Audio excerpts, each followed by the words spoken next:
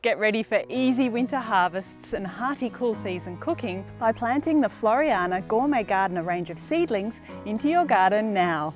To plant, choose a full sun spot where the soil is free draining and mix through some compost and a complete pelletised fertiliser. These cool weather crops are best planted when the bite from the Australian summer sun has passed, and the cold nights can actually help improve the flavour of these wintry veg.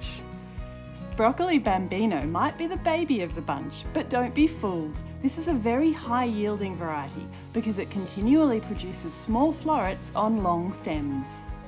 And for sweet cabbage success, plant cabbage sugar sweet. It has a superior disease resistance and produces crisp, green, medium-sized heads that mature early. Bring a touch of snow to your winter garden by planting cauliflower white snow.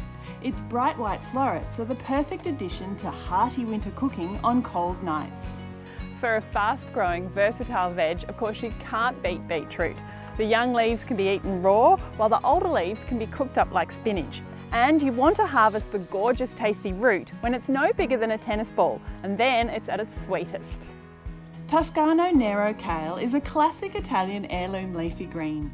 It's easy to grow and very productive. Just harvest it leaf by leaf as you need it.